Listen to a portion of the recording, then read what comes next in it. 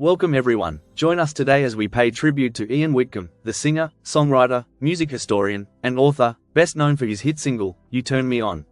So let's dive in. Ian Timothy Whitcomb, born the 10th of July 1941 in Woking, Surrey, in England. He was zodiac sign Cancer. Ian was born in Woking, Surrey, and spent his early years in Scarborough, Yorkshire, where his father worked as an instructor for RAF pilots. His family included his father Pat, mother Eileen, older sister Suzanne, and younger brother Robin. Ian's paternal grandfather, Hubert Whitcomb, known as Jack, had achieved great success as founder of the Motor Union, an early auto insurance company. With this fortune, Jack purchased a Scottish island with a castle, a London mansion, and sent his children to elite schools. However, his ventures into the auto, film, and television industries drained his fortune, leaving him bankrupt by the time Ian was born, a legacy Ian still admired.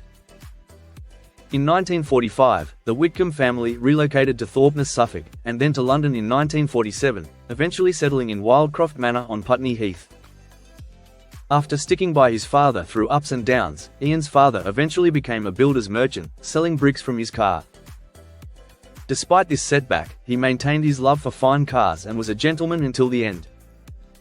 His refined piano playing deeply influenced Ian, along with musical inspirations such as Phil Harris, Johnny Ray, Guy Mitchell, Elvis Presley, and George Formby.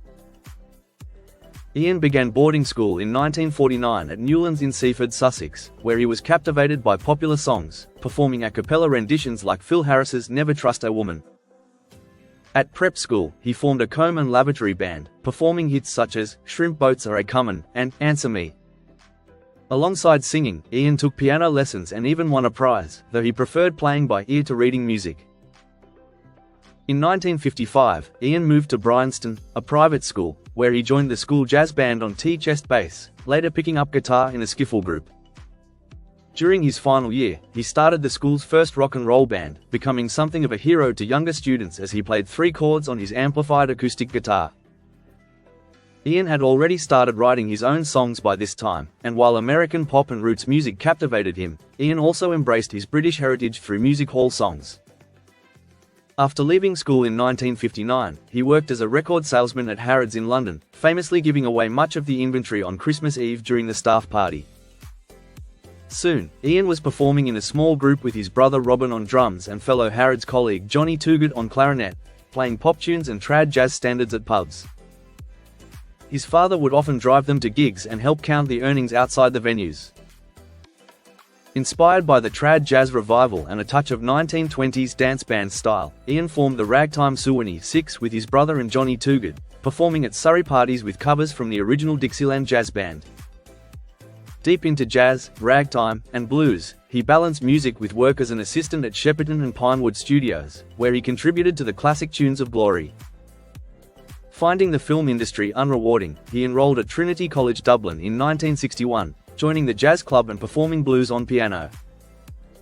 In 1963, he shifted to rhythm and blues with Barry Richardson, forming Bluesville, featuring raw, electric blues that attracted cheering crowds and acclaim from R&B enthusiasts. In summer 1963, Ian first traveled to America, where he entertained Seattle coffeehouse crowds with British music hall songs and George Formby comedy numbers. With his ukulele, he won over student audiences, staying folk-focused due to the era's preferences. By 1964, following the Beatles' American success, Ian saw an opportunity and created a theme for a college revue, recording in a Dublin basement studio with Barry and others. The track, blending Bo Diddley's beat with a music hall flair, was a hit with audiences. Encouraged by a visiting American, Ian returned to Seattle with demo tapes and convinced local music promoter Jerry Denon to support his work, where Ian was signed to record for Jordan Records. Back in Dublin, Ian and Bluesville recorded This Sporting Life, a track originally by Brownie McGee and once popular as a skiffle number with Chas McDevitt. The recording was licensed to Capitol Records' Tower label in the US, reaching number 100 on the Billboard Hot 100 for a week. However, Tower's demand for an album and an invitation to the TV show Shindig soon led to their next release, You Turn Me On, an improvised track from a Dublin session. This single reached number 8 on Billboard in July 1965, marking the first Irish-produced record to chart in the US. That summer, Ian promoted the hit with appearances on Shindig, Hollywood A Go-Go, and American Bandstand, and performed at the Hollywood Bowl with the Beach Boys before touring with the Rolling Stones, the Kinks, and Sam the Sham and the Pharaohs. Ian's next release, Nervous, recorded in Hollywood, reached number 59 on Billboard and number 47 on Cashbox. Returning to Dublin to complete his history finals, he graduated with a BA degree. In 1966, he shifted to early popular music, covering Al Jolson's 1916 comedy song, Where Did Robinson Crusoe Go with Friday on Saturday Night, which became a West Coast hit and brought the ukulele back into vogue just before Tiny Tim's rise. After producing 4 albums with Tower, Ian retired from pop performance, explaining he wanted no part in rock's rising pretentiousness, drug culture, and loud, metallic sounds. In 1969, however, he produced Mae West's Great Balls of Fire album for MGM Records. Back in the UK, he was commissioned to write After the Ball, a history of pop music published in 1972. He also appeared on BBC TV and was an early host of the Old Grey Whistle Test. Settling in California in the late 70s, he starred in LA My Hometown and Tin Pan Alley, and wrote Tin Pan Alley, A Pictorial History, 1919 to 1939, and the novel, Lotusland, A Story of Southern California. He scored Bugs Bunny Superstar, narrated by Orson Welles, and recorded 18 piano rolls for Playwright Music, reflecting his passion for ragtime and vaudeville.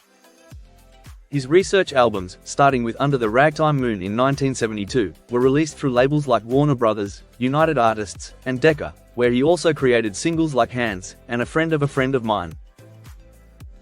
In the 1980s, Ian published Rock Odyssey, a chronicle of the 60s, a memoir praised by the New York Times as one of the best personal accounts of the era. He also released Ragtime America in 1988, and Resident Alien in 1990, a memoir of his life as a British expatriate in Los Angeles. Ian wrote on music, culture, and literature for various publications, including Radio Times, the Los Angeles Times, and the Daily Telegraph. He produced Legends of Rhythm and Blues, a British documentary on black music for Channel 4 in 1984, and hosted a Los Angeles radio show for 15 years, broadcasting across KROQ-FM, KCRW, and KPCC-FM. Ian continued recording, creating CD collections such as Treasures of Tin Pan Alley, an album of Al Jolson songs, and Titanic music as heard on The Fateful Voyage, which earned Grammy nominations for his liner notes. His music has appeared in films like Bloody Movie in 1987, Cold Sassy Tree in 1989, Encino Man in 1992, Grass in 1999, and Fido in 2006. In his later years, Ian lived in Southern California with his wife Regina and their dog Toby. Performing on accordion and ukulele, he appeared at music festivals and notable venues across America, often with his ragtime band, the Bungalow Boys, and occasionally with a larger orchestra. He continued writing, made frequent guest appearances, and performed live and recorded with Janet Klein's Parlor Boys.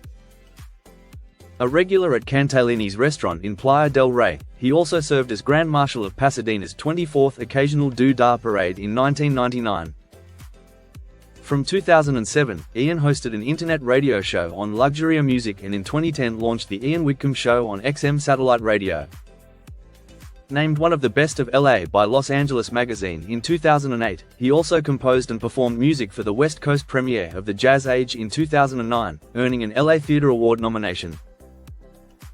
As an educator, Ian lectured on early American popular music and its composers throughout California, and was a popular speaker at events like the Oregon Festival of American Music and the Workman and Temple Family's Homestead Museum. In 2012, Ian suffered a stroke, leading to numerous health complications in the years that followed. His health declined significantly in the months before his passing, with his wife since 1989, Regina, lovingly caring for him. Sadly, on April 19, 2020, Ian passed away at a care facility in Pasadena, aged 78, due to complications from his earlier stroke. He was survived by wife Regina, a singer who frequently joined him on stage and in recordings, and his brother Robin and sister, Suzanne Tyler. And there you have it. Ian Whitcomb's passion for music left an indelible mark, from the pop charts to his treasured revivals of vintage sounds. Even after his chart-topping days, he continued to share his musical wisdom and charm with audiences, preserving the timeless appeal of classic tunes. Thank you for watching. Don't forget to like and subscribe for more videos just like this. Take care and bye for now.